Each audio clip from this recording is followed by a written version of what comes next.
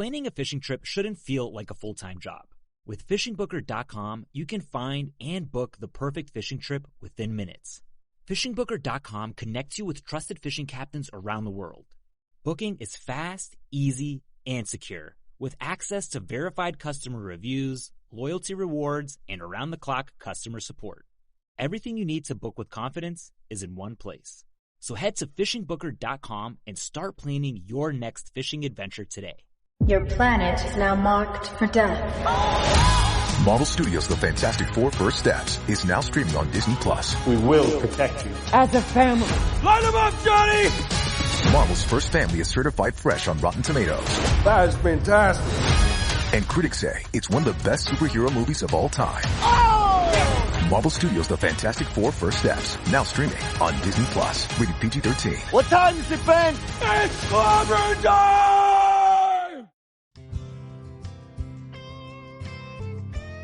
Welcome to DSC's Campfires with Larry Weishuhn, a unique blend of hunting, fishing, wildlife conservation, and the outdoor lifestyle. DSC's Campfires is brought to you by DSC, Conservation, Education, and Advocacy. Hornady, accurate, deadly, dependable. Taurus, award-winning revolvers and pistols. Stealth Vision, high-tech, precision-driven equipment for today's modern hunter. Red 55 Winery, signature wines from Emmy Award-winning country artist Miranda Lambert, owned by Rick and Beverly Lambert. And the Choctaw Hunting Lodge, home of some of the finest hunting in North America. Now, here's Larry. Dr. Mike Arnold, recipient of the DSC Foundation 2026 Educator of the Year Award. Welcome back to the Campfire. Wow, it makes me sound so smart until I start talking. Oh, gosh. No, but I think when you start talking, people do realize you're originally from Texas, so that makes me proud. I am very happy about that too, sir. I really am. Well, how are you doing, Larry? Absolutely doing great. You know, as you well know, we had just a fantastic 2026 DSC convention, and here a couple of days ago, we had our inaugural DSC Gulf Coast, Texas Gulf Coast, I should say, chapter kickoff that went extremely well. So things in the DSC world are looking up as far as I'm concerned in a lot of different ways. I am about to embark on a hunt that I've been wanting to do for a long time for two-fanged not whitetails. I've seen those, but two-fanged deer species in England, both the muntjac and the little Chinese water deer. Now, you've hunted those in the past. You know, I did hunted in probably, I don't know which counties you're going to be in. We were in Lancashire and Cambridgeshire when we went after them, and I bet I'm guessing y'all are going to be in similar places. Your hunting was Scandinavian pro hunters, right? And so I don't know, Steph and Sophia will take you, I bet, into those areas because that's where the highest populations are for those introduced over in England. Now, I will back up for a second and say I am not feeling sorry for you because I know how well they're going to take care of you in England. You know, I mean, this is not you and me in the back of British Columbia on a horse and a mule that doesn't want to do anything but hurt us. You know, we're talking about living in luxury over there. So for your listeners, you need to go over there and hunt because they're wonderful hunts. And if you have non-hunting spouses like I do, she can go and go to London one day when you're out slogging around after deer. So I'm just saying there's a lot to do over there. But I did hunt them successfully.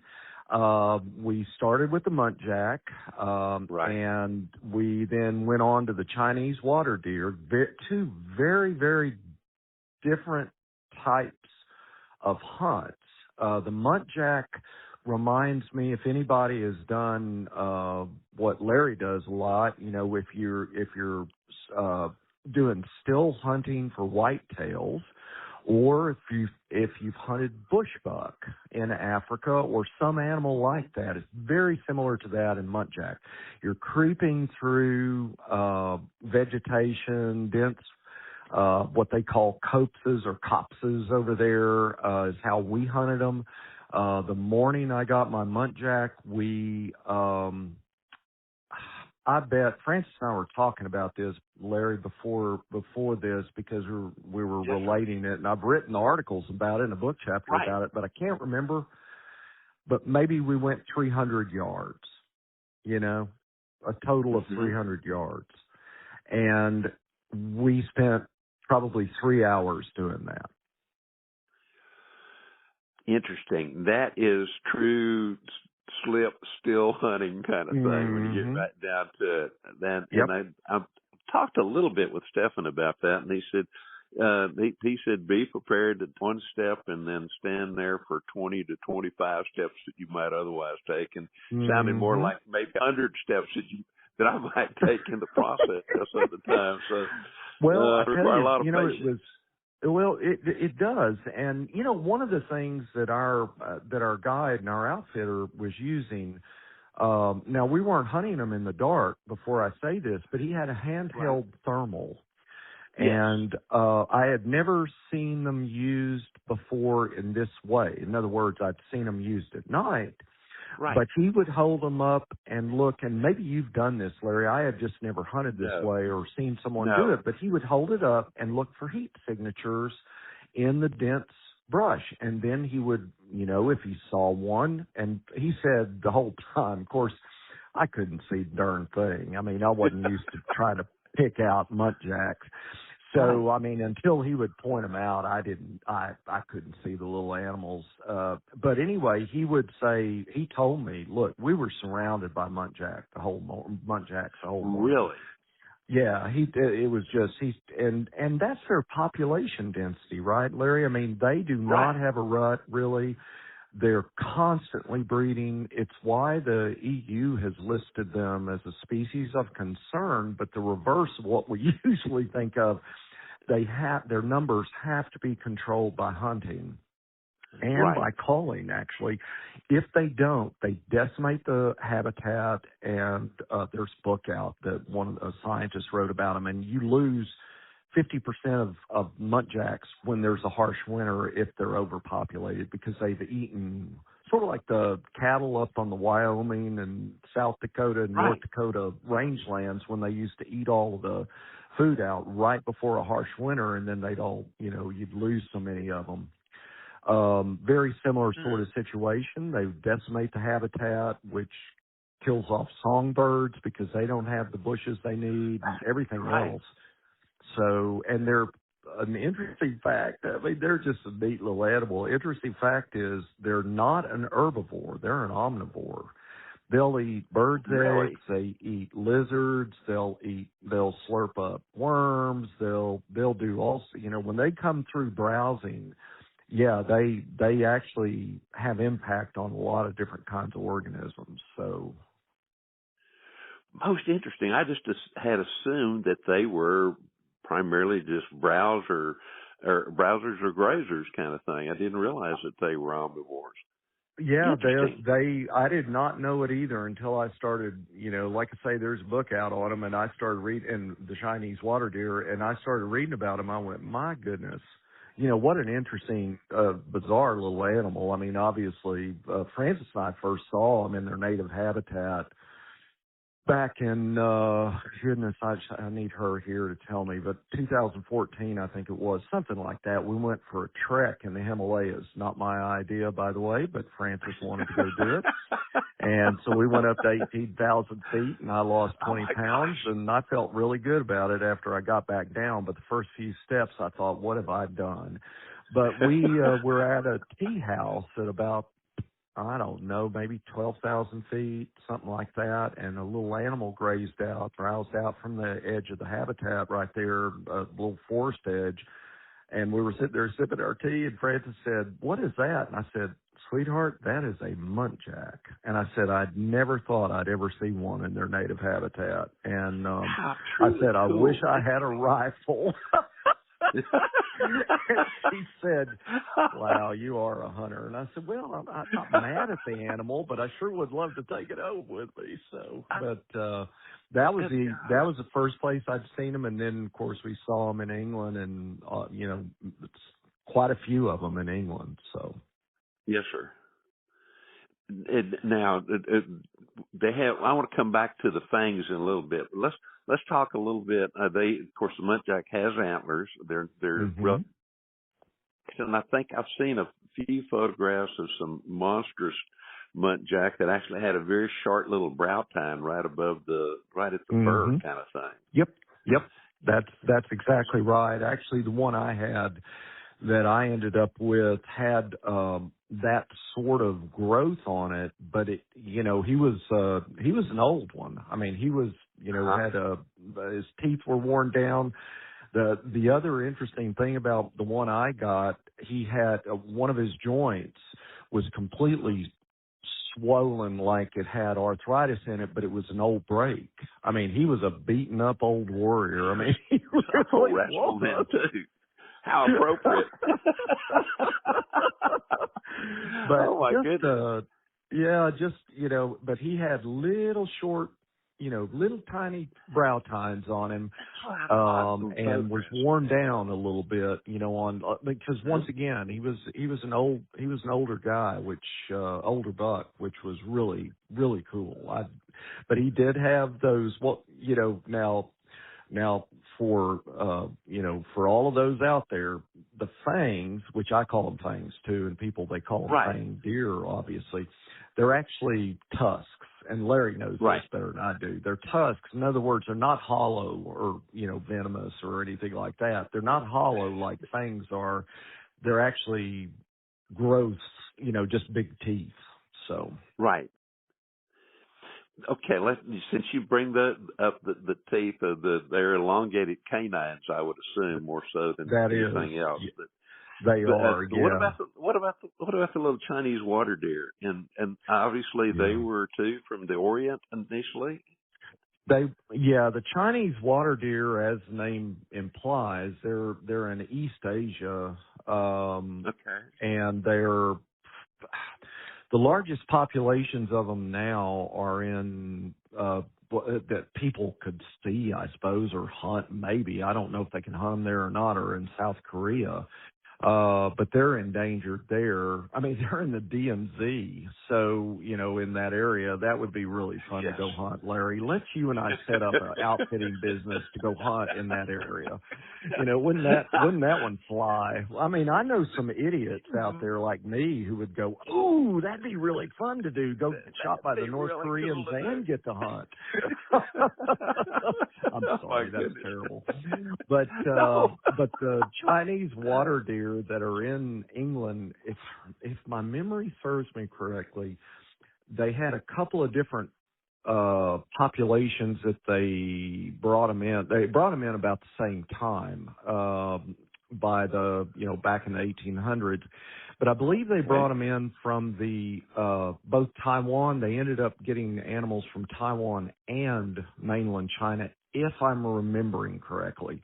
I could be wrong about that. If somebody else out there knows better than me and is, I'm could stand to be corrected. But I believe that's still the correct. They're not different, I don't think. There's subspecies in those two places. But now those deer reminded me of pronghorn.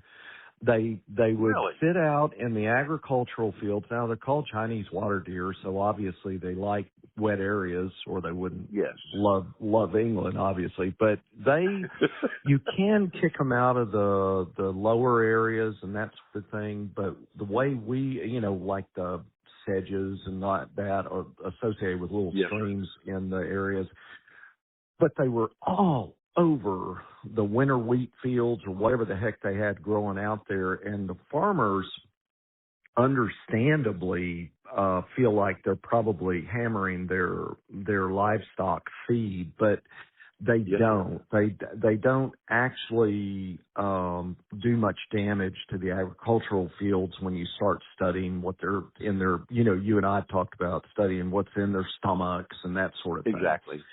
But they apparently, at least what I saw, they would be in little pockets of animals laying down, especially on little rises, but where they could see out. You know how pronghorns sort of stand at least during the rut.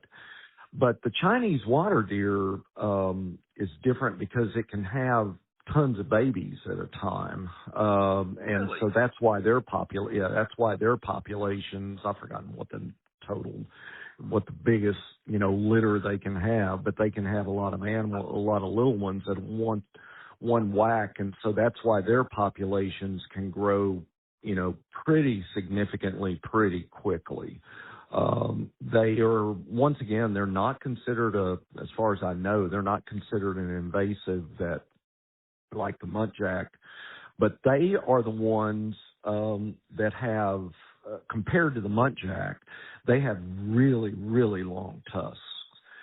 They can be, what is the longest? 3.5 inches, 4 inches, something like that. I don't remember what the largest one is out there that has been measured. So they can get really, really long tusks. The one I got had relatively short tusks for a Chinese water deer. He's a beautiful animal, and I'm very happy with him, but you can get a lot longer ones. When they fight one another, their name is, if you look at the Greek derivation, I'm geeking out on you again, but if you look at their Latin name, it derives from Greek, which means basically helpless or, like defenseless or whatever. Uh-huh. So if you watch these guys fight, and they have good photos and videos out there, they tear one another up with the males with their tusks. And so the one I shot, his ear was all torn up and stuff. They are handed. What I mean by that is they run they circle one another, and they're right-handed versus left-handed animals out there. And so when they chase one another, just like humans, most of them are right-handed, so they circle in that direction.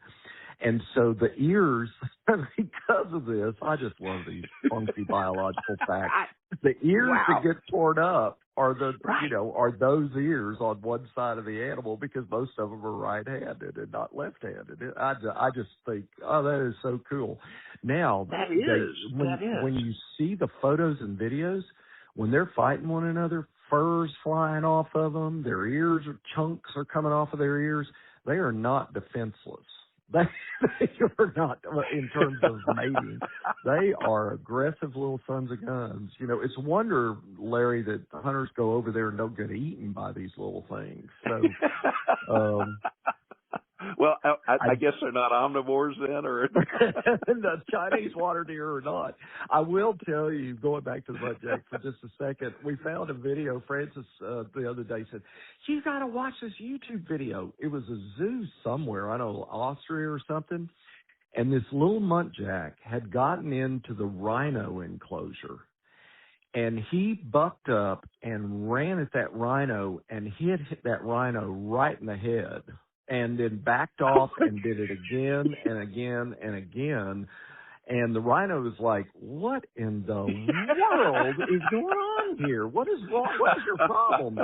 And I wrote my outfitter, Joe Crude, at Royal Outfitters UK, and I said, if I had seen this video, I think I would have brought a bigger rifle for that muntjac.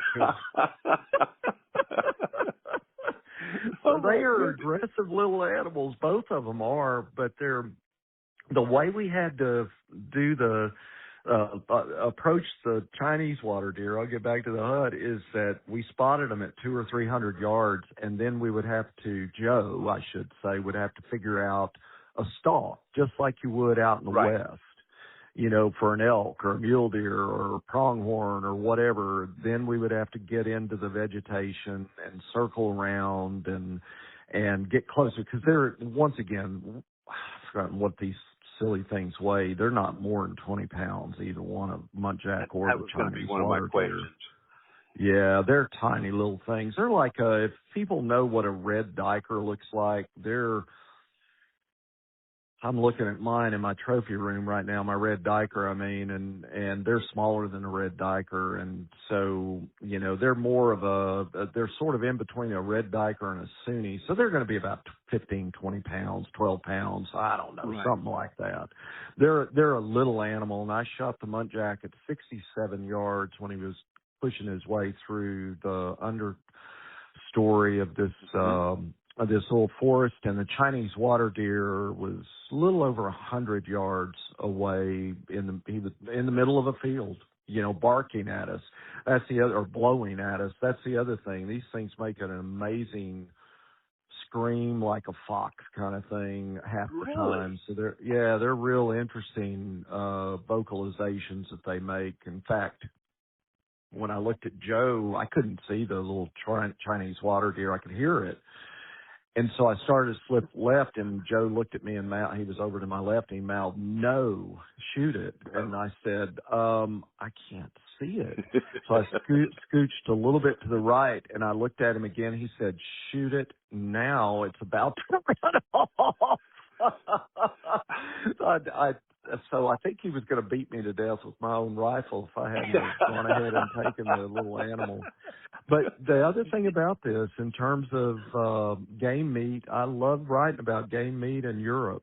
Oh, yes, I sir. said to Joe, so what do y'all do? Because they cull a lot of the animals. The farmers bring them out, and they have to keep the populations down, like I said, or the muntjac destroys everything, but it also dies off.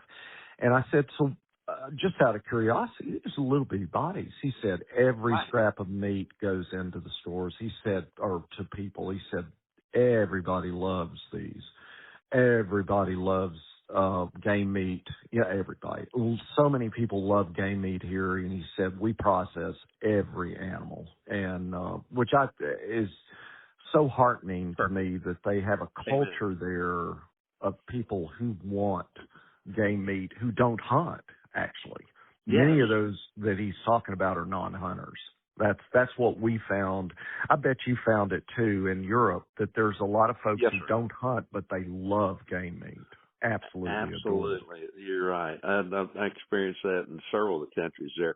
Did you by chance have an opportunity to eat some of either the muntjac or the Chinese water deer? No, I didn't. And, I did not. Of course, we were there. They hang them for a little while, even though they're a little animal. They're just like anything else. They're going to hang them. And they had not been hunting before us with hunters down there. They had been up in Scotland doing red stag and sika and roebuck hunts. So they had not been down there, and so ours didn't have the opportunity to hang. But I'd love to do that. Have you eaten roebuck by any chance? By the way, because I still haven't had any roebuck, and I've hunted the darn things twice now. But I assume they're great. It's absolutely delicious. What we had, of course, had been hung for several days. There was a group that had come in with that was with Stefan and Sophia. They'd had a group. It was in probably about a week or so earlier, and so that meat had hung for at least a week, and it was very tender, very good tasting. It reminded me a lot of elk and red stag, probably more so than whitetail or mule deer or even some of the African type game. So absolutely delicious. But now, because of their size, what gun were you using? What caliber, what round, or what kind of rifle? Well, so what I took over with me was an MG Arms ultralight in 6.5 Creedmoor. Yes. And I was thinking about taking my pet rifle over with me, 7mm. And actually, I was talking to Steph. We didn't end up hunting with Steph and Sophia for that hunt.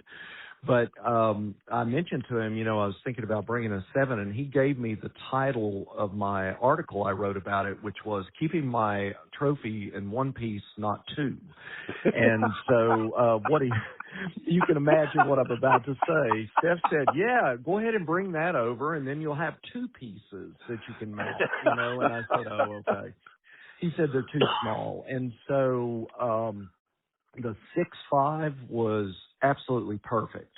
Didn't damage the little animals. You could have. I reckon like you do with the Tiny 10, you could have hunted them successfully, say with the 22 Hornet. Right. The shots, especially on muntjac, you're probably not going to be shooting them at great distances. But the 6.5 was just, like I say, was just absolutely perfect. But a 243 would work. 222 would work. I know, you don't want to have, frangible bullets or something, I wouldn't think. Right, you want something sort of acting, like a solid.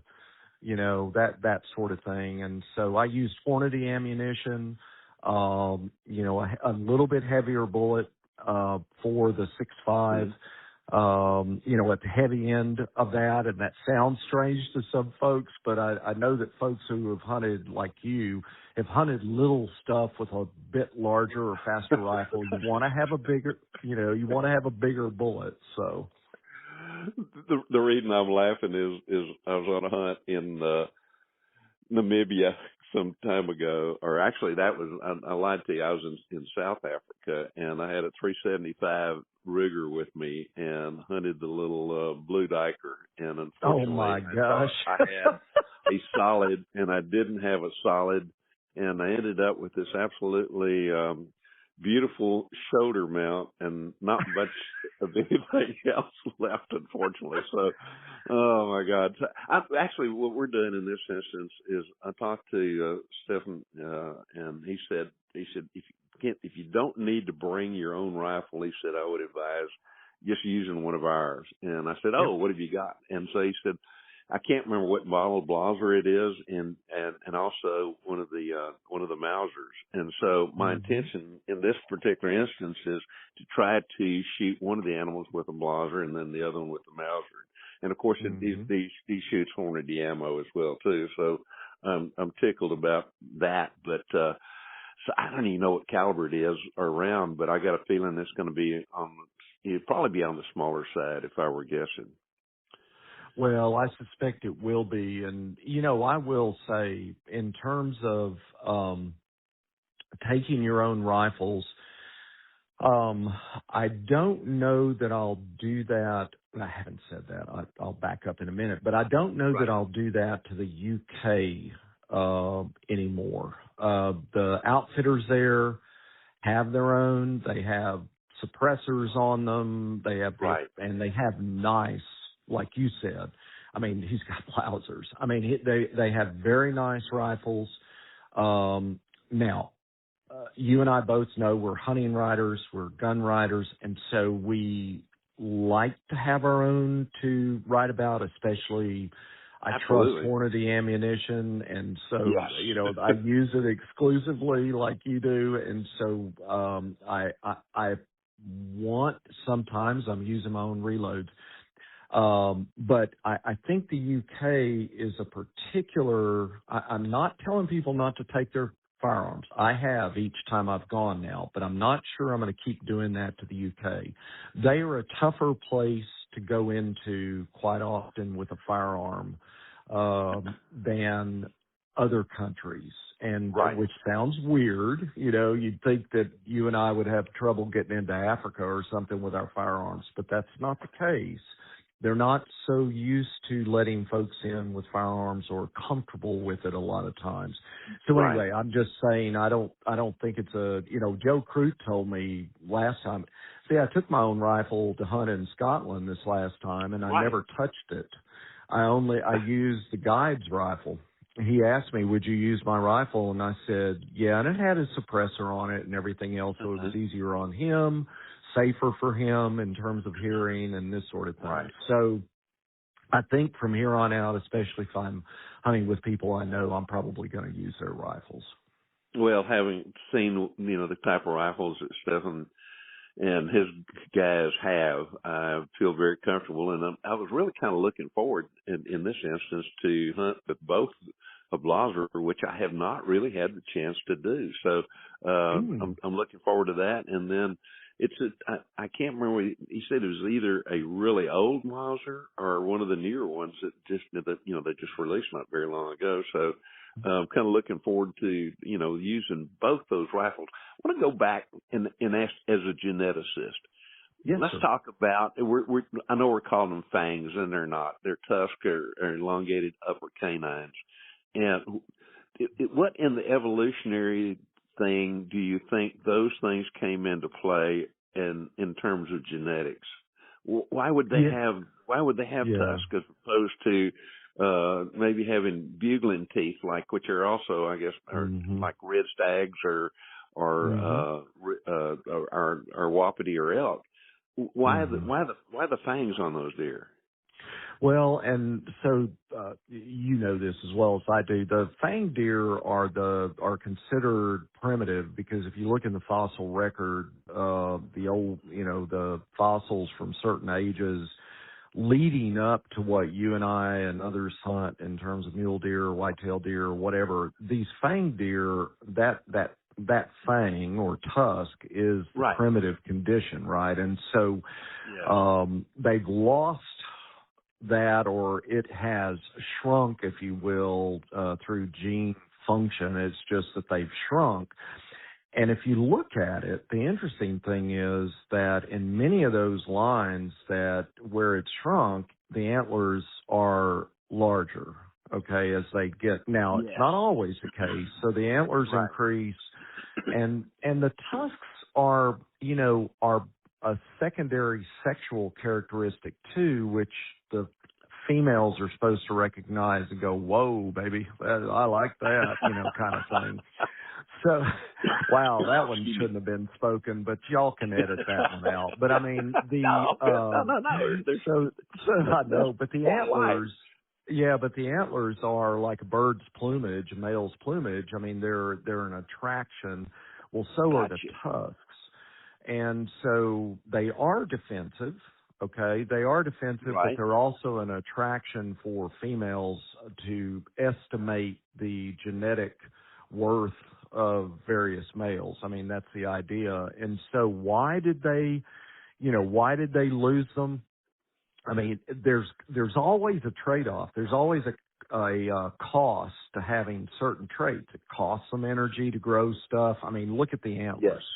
If you really select for, say, in a very high management area for really large antlers on anything, fallow, whitetail, whatever, there is a cost to the energy of those deer, and there's a cost in terms of survivability.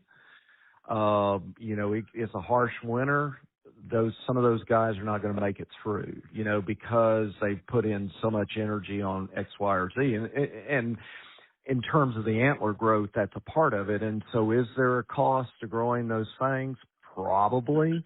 But there's also a benefit, or they wouldn't still have the darn things. Right. I mean, that's the major thing. Now, I've never seen this, so I'm going to ask you, have you seen whitetails with elongated canines? You've shot an awful lot of deer out there. So have you seen that? I have. I've seen it several times. I personally have killed two of them that had fangs. One of them had both left and right, and then one just had one on the right side. But also my youngest grandson, several years ago, shot a velvet horn stag, whatever you want to call him, that had been, for whatever reason, either was castrated as a fawn by a human or another animal or something like that actually had probably about a quarter inch of upper canines or fangs showing. So it does happen. And now, one of those, actually, the last one I shot was shot on the Choctaw Hunting Lodge property.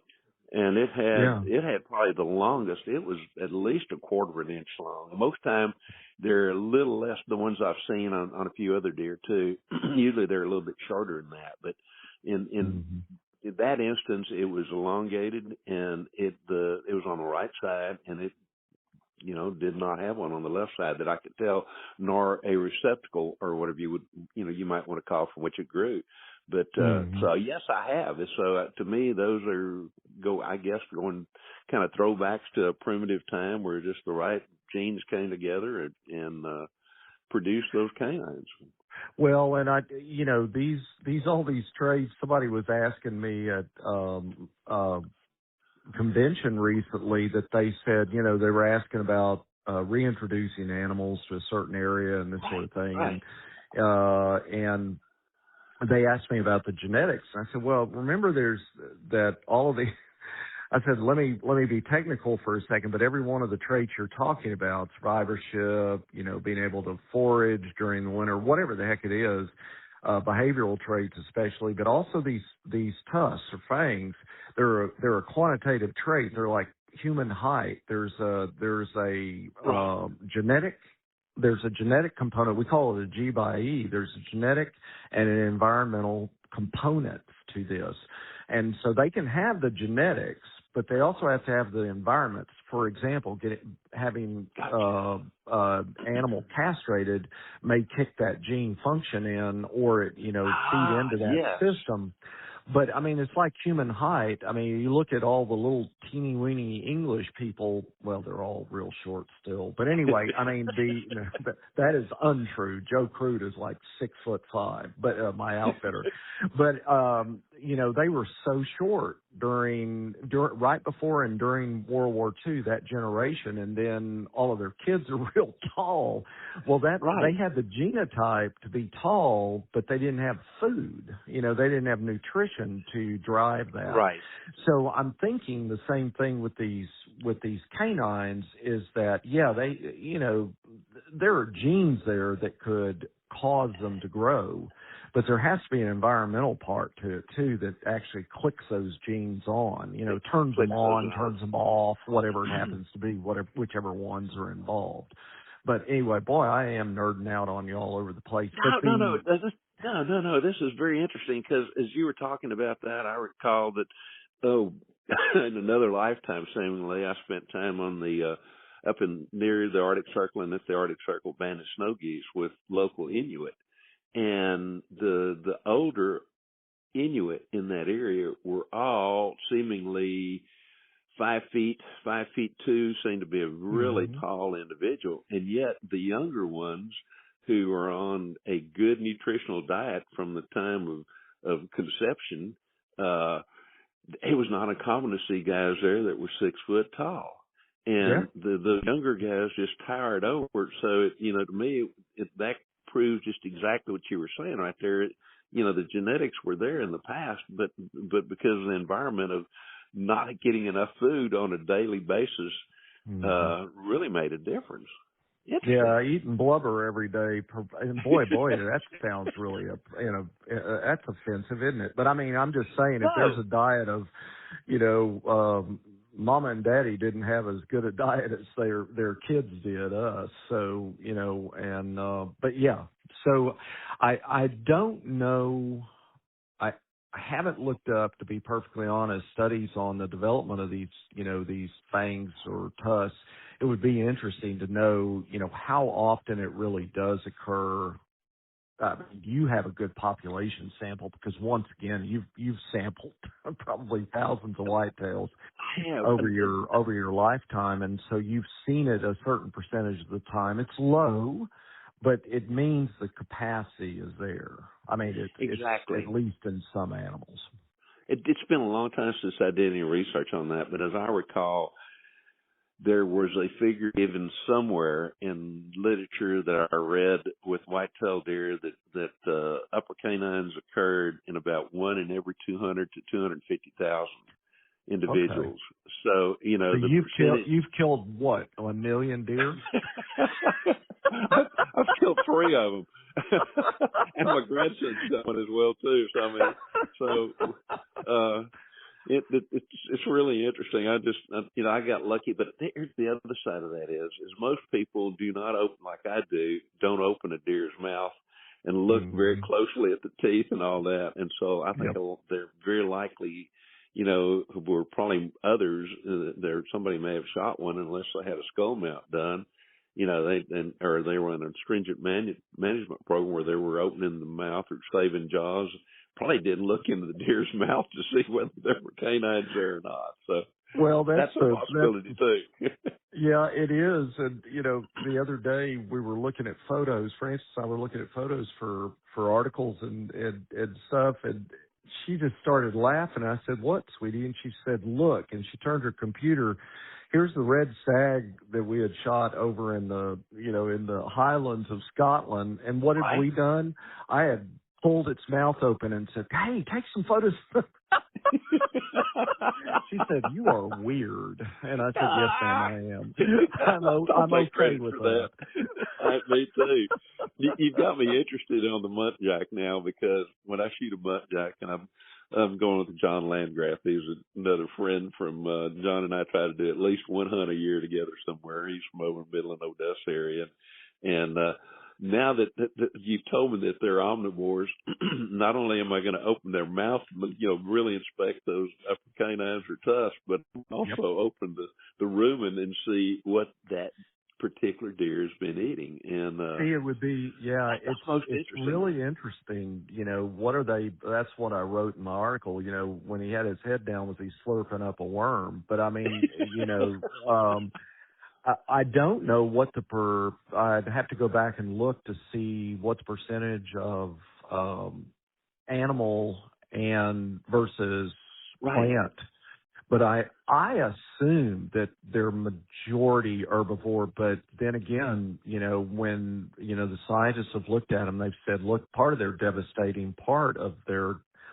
devastation of ecosystems is that they go through and they eat everything in their way. And so that's also, when they get overpopulated, they're not only hammering the vegetation, but they're anything that's ground dwelling. They're going to pick up on and they're going to feed on. So, and it's also, it means those little guys can, the fact of the matter is it makes them very fit in whatever environment until they eat it out. That's the bottom line. Wow. Well, now you really got me. Any advice about hunting either the muntjac or Chinese water deer? Because I know there's people out there going to be listening to this and go, "Yeah, those are cool little animals." Tell me a little bit more about them, kind of thing, as you just have done. Yeah, the thing about it is, for us, is the one thing. Once again, still hunting for the muntjac. That was our experience, and it was spot and stalk for the Chinese water deer as well. We walked up to 8 miles a day for the Chinese water deer, and that's one way of doing this, okay? And this is not, you're not in the Rocky Mountains, but it's up and down a bit and that sort of thing, and it was pretty muddy where we were, so it was a bit of a slog. However, the other thing people need to understand is, at least in the areas we were in, and I bet where you're going to, is that you can hunt. The muntjac don't just stay in the trees. They're like white-tailed deer in that aspect. So you can stand hunt these animals. And they had stands on the edge of the fields. And if we had I thought about it, trying to get a full sort of experience, but we got our animals the way we were doing it. But you can stand hunt. And also, if you're, if you're that kind of a rifle shot, and you are, but if other people are that kind of a rifle shot, you can take longer shots on Chinese water deer than what I was comfortable with. I wanted to be 100 yards or less away from these little guys if I possibly could be. But they're, you could take a longer shot, and that's the other part of it, is you don't really have to. There's an awful lot of them out there, but you want to get a nice mature animal, obviously. Exactly. And so it's going to take some work, but they're two very different hunts. At least they were for us. You'll probably go over there and the muntjac will be sitting up on top of a mound, and you'll shoot it, and then you'll go, "Mike, there wasn't anything like what you told me it was going to be." And the Chinese water deer are buried in the forest somewhere. But what we found was the opposite to that. So yes, sir. And from what Stefan and Sophia have told me, I visited with them there at the DSC convention, and they described the two different types of hunts that you did, but they did say we may have some blinds set up as well too, that where we, maybe late afternoon or early morning, we'll hunt the lines, and then we'll do the spot and stalk pretty much throughout the day. So, sounds like I may get an opportunity to try to cover a little bit of several types of hunting. Now, do they ever use any kind of calls or anything like that? I know with roe deer, we've used the Boodle call in hunting in England when I was there before, but I was wondering about, and I didn't ask about that of Stefan and Sophia. Mike, somehow or another, through the mysteries of telephones and all those other kind of things, I lost you there. We're talking about using calls. Were you able to, or your outfitter or your guide, did they have my chance to use any kind of call? They didn't. It was interesting. I can't even remember if I asked Joe about that, because I was interested to know or wondering, like you, whether or not they would basically whistle them up like I'd seen them whistle up dikers in Africa. And they also, when I was in Scotland recently, my guide there, he didn't use a call, but he actually whistled to Sika to locate them, to get them to answer him. So, but anyway, no, they didn't do that. Did Stefan mention if they used those? No, I did not ask him about it, but I intend to once I get there, because in the past when I've hunted roe deer, they're south and east, I guess, of London, as best as I recall. We occasionally, they use what they call the Boodle call, and even though we did not have a mature roe deer come in, we had a couple of, like yearling or maybe even a 2-year-old buck come in and 1 or 2 does. But I love calling critters. I'm anxious to see whether there might be a call, and if we do, we'll try to get it on and try to get some footage of it while we're there. So, once again, I don't have great experience with this like you do, but do you think just my guide, let me back up, my PH in South Africa, when he called in dikers, he was just simply using the little plastic varmint call. Little cheap, just blowing it. And he brought in both a little male, which we didn't harvest, and a little female, which we didn't harvest. But he brought in both of those at 2 separate times. Is that the kind of call that you can imagine using? Is just like a whistle call or something? Or I don't know. Yeah, actually, everywhere I go, I carry the mouth-blown Burnham Brothers calls, little C3 that, is long range, and then the 2 little pieces of plastic with a rubber band in between that you can use for sounding like a mule deer in distress or cow or calf elk or one of those. So I'm going to take one of those and just be on the safe side. And even if I'm so fortunate to take one early, I will probably see if I can just mess with them a little bit, because we're going to be there for I think almost 7 days of actual hunting. So hopefully during that time frame, not only will I be able to take one, but we'll see if it works. And maybe when I get there, Stefan and whoever, we're hunting with locally, will have an answer for me as well too. We'll see. That's something we'll talk about when I get back. Yeah. And now I'm leaving in a couple of days of this being recorded. You and Miss Frances are headed out somewhere for another adventure as well too, very shortly.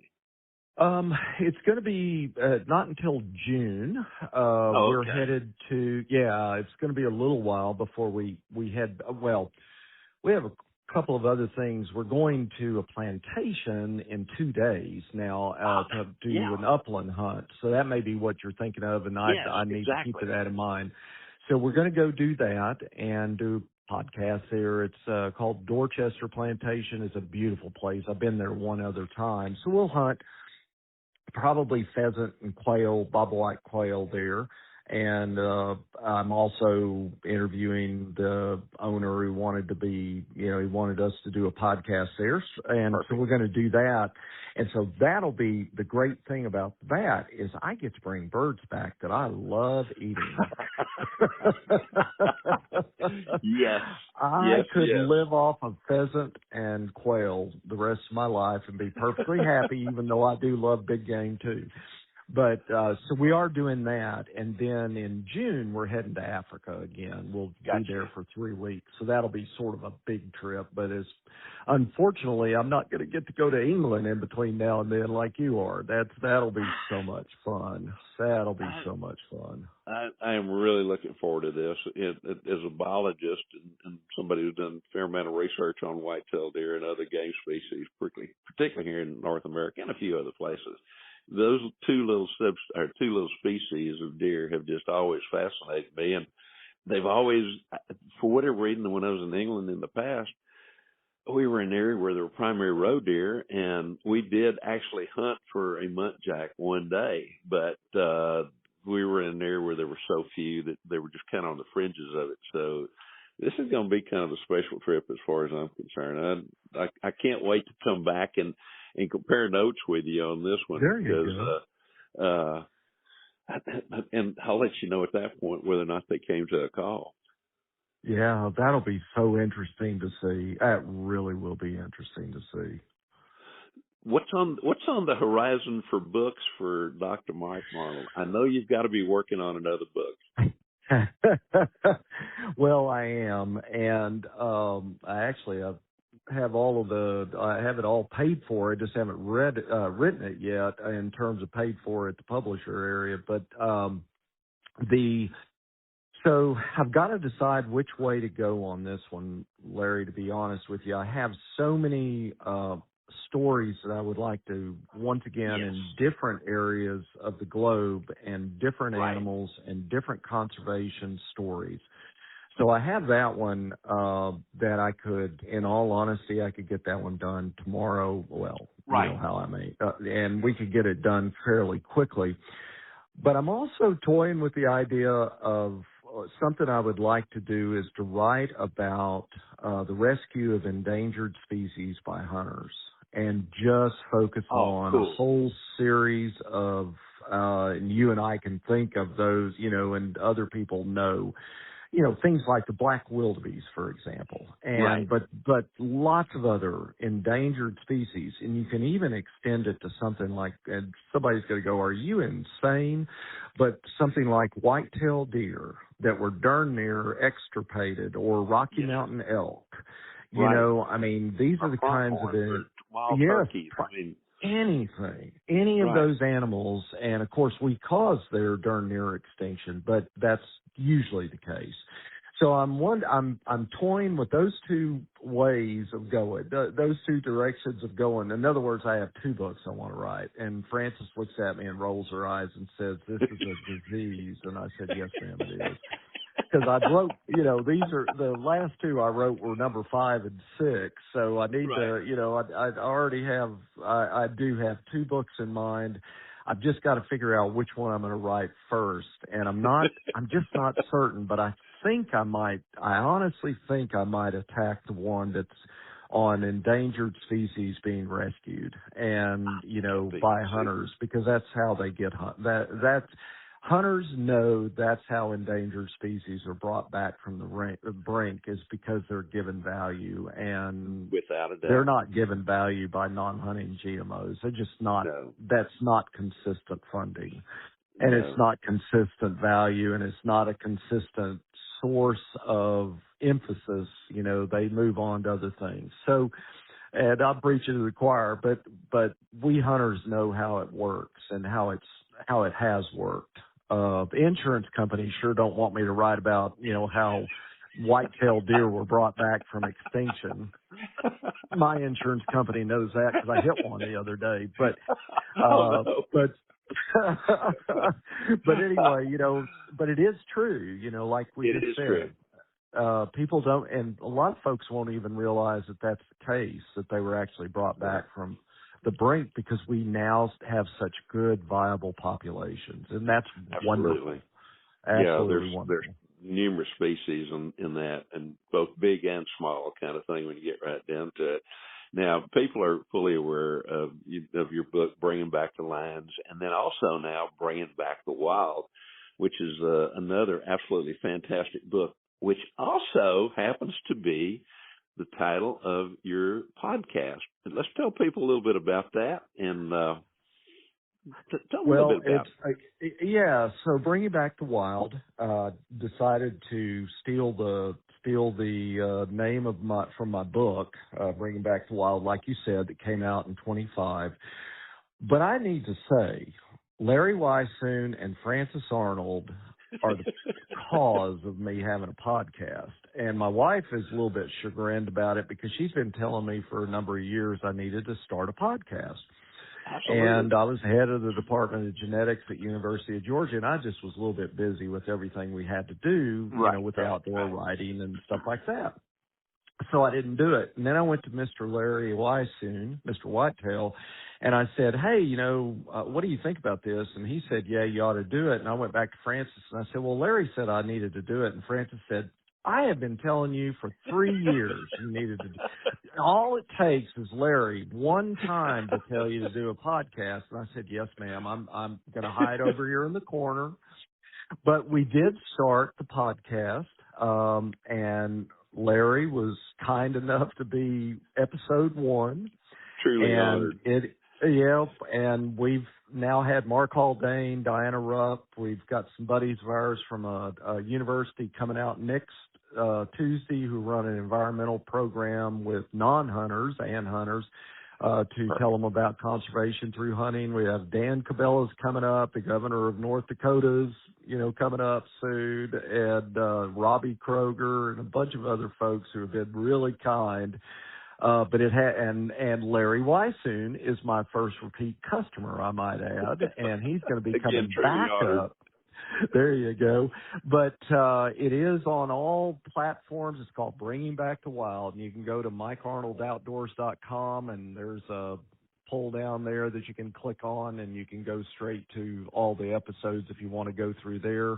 But it's on Apple. And we just were added to Carbon TV, so just like yours.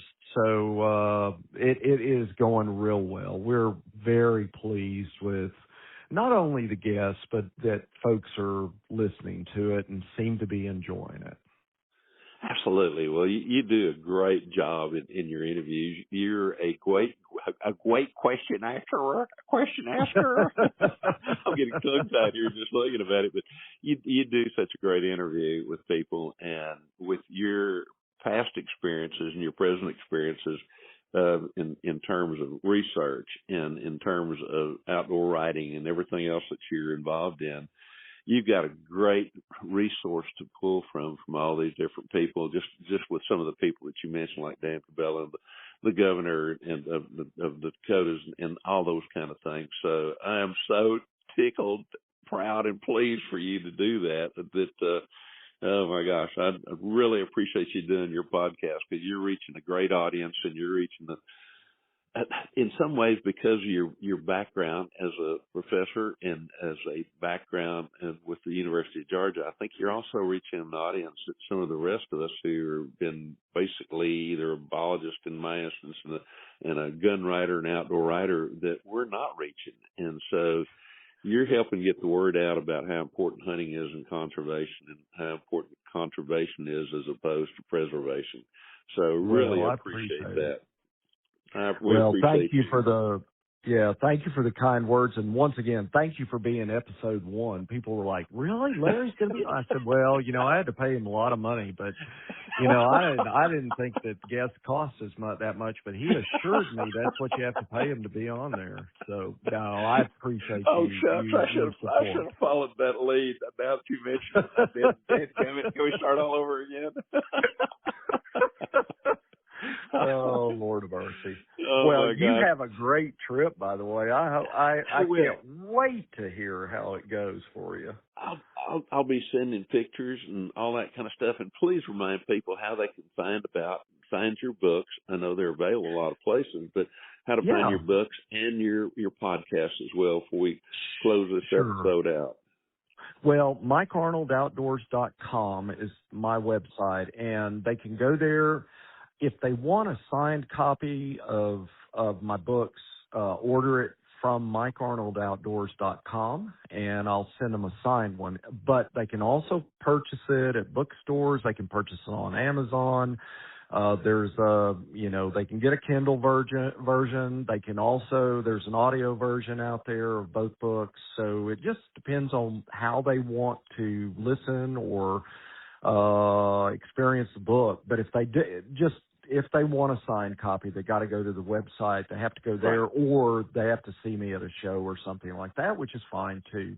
The podcast, you go to my website, MikeArnoldOutdoors.com, click on the button that's Bringing Back the Wild. You can listen to them there. That takes you to Podbean. However, they can also, just like this podcast of yours, they can go to Apple. They can go to any platform. It's on all the platforms. And if they have a Carbon TV, if they go to Carbon TV, they can find your podcast there. They'll find mine as well. Absolutely fantastic, Mike. Thank you so much for joining me around the campfire this morning. I got to finish packing, and as soon as I get back, I will be hollering at you. All right, sir. You have a great time. Thank you, sir. And ladies and gentlemen, thank you so much for joining us around the campfire this week, and we look forward to having you back here again next week. DSC's Campfires with Larry Weishuhn has also been brought to you by The Crown Bar in LaGrange, Texas, the Texas Wildlife Association, Double Nickel Taxidermy, and Burnham Brothers Game Calls.